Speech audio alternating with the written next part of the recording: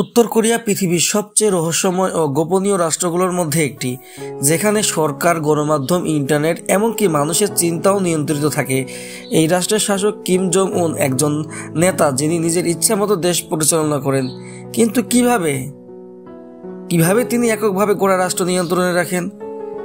এই ডকুমেন্টারিতে আমরা জানব কিম জং উন কিভাবে ক্ষমতায় এসেছিলেন, কিভাবে নিজের শাসন পাকাপোক্ত করেন, আর কিভাবে তার নেতৃত্বে দেশটি এতটাই আলাদা ও বিভ্রান্তিকর হয়ে উঠেছে। চলুন তাহলে শুরু করা যাক।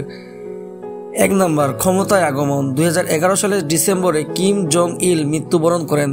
উত্তর কোরিয়ার ক্ষমতার বংশাক্রমিক ব্যবস্থা তখন ক্ষমতায় আসেন কিম জং উন মাত্র 27 বছর বয়সে। অনেকেই সন্দেহ করেছিলেন এই তরুণ পশ্চিমা স্কুলের পড়াশোনা করেছেন, তিনি কি আদৌ দেশে নিয়ন্ত্রণ করতে পারবে? কিন্তু খুব অল্প সময়ে কিম জং উন প্রমাণ করেন তিনি কেবল একজন শাসকই নন, বরং একজন দৃঢ় ও একনায়ক নেতা।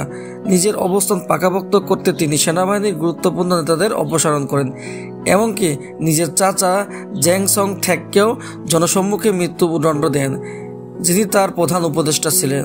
দমননীতি ও শাসনের কৌশল। কিম জং উনের শাসন পদ্ধতির সবচেয়ে বড় দিক হল দমননীতি।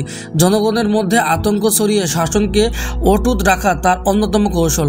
গোটা দেশ জুড়ে আছে গুপ্তচর নেটওয়ার্ক। মানুষকে বাধ্য করা হয় নেতা ও সরকারের প্রতি আনুগত্য প্রকাশ করতে, নইলে অপরাধ। উত্তর কোরিয়ার আইন এমন যে কোনো ব্যক্তি রাষ্ট্রবিরোধী কাজ করলে তার সাথে সাথে 3 প্রজন্ম পর্যন্ত পরিবারকে শাস্তি দেওয়া হয়। আছে কষ্টকর শিবির, যেখানে হাজার হাজার মানুষ কষ্টকর শ্রমে নিযুক্ত থাকে। খাদ্য নেই, চিকিৎসা নেই, শুধু নিষ্ঠুরতা। এভাবেই কিম জং উন নিশ্চিত করেন কোনো বিদ্রোহ যেন গঠনেই না হতে পারে, জনগণ যেন শাসকের বিরুদ্ধাচারণ তো দূরের কথা, এমন চিন্তাও না করতে পারে। 3 নাম্বার হচ্ছে প্রচার যন্ত্র ও ব্যক্তিত্বের পূজা। উত্তর কোরিয়ার প্রতিটি স্কুলে, অফিসে এবং বাড়িতে কিম জং উনের ছবি বাধ্যতামূলকভাবে ঝুলিয়ে রাখতে হয়। শিশুদের শেখানো হয় কিম জং উন নাকি ঈশ্বরতুল্য নেতা, যিনি দেশের জন্য জীবন উৎসর্গ করেছেন। রাষ্ট্র নিয়ন্ত্রিত টেলিভিশন, সংবাদপত্র ও ইন্টারনেট শুধুমাত্র সরকারের পক্ষে প্রচার চালায়। জনগণকে শেখানো হয় বাইরের বিশ্বে শত্রু পরিপূর্ণ, বিশেষ করে যুক্তরাষ্ট্র ও দক্ষিণ কোরিয়া।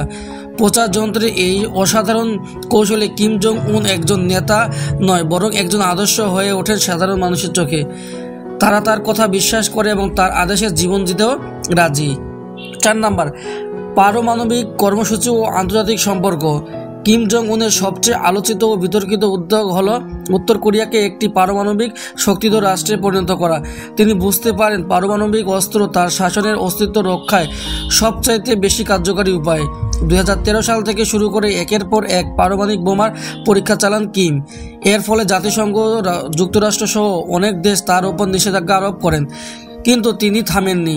2018 সালে প্রথমবারের মতো তিনি দক্ষিণ কোরিয়ার প্রেসিডেন্ট ও মার্কিন প্রেসিডেন্ট ডোনাল্ড ট্রাম্পের সাথে সাক্ষাৎ করেন। এতে বিশ্বে আলোড়ন সৃষ্টি হয়, তবে বৈঠকগুলো শেষ পর্যন্ত ফলপ্রসূ হয়নি।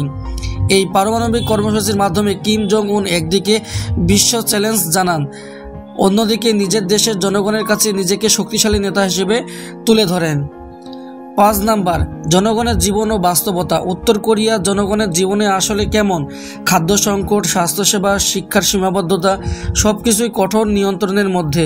মানুষ সরকারি রেশন পায়, কিন্তু তা প্রায় পর্যাপ্ত নয়। কেউ চাইলে নিজের পছন্দের কাজ করতে পারে না, পেশা নির্ধারণ করে সরকার।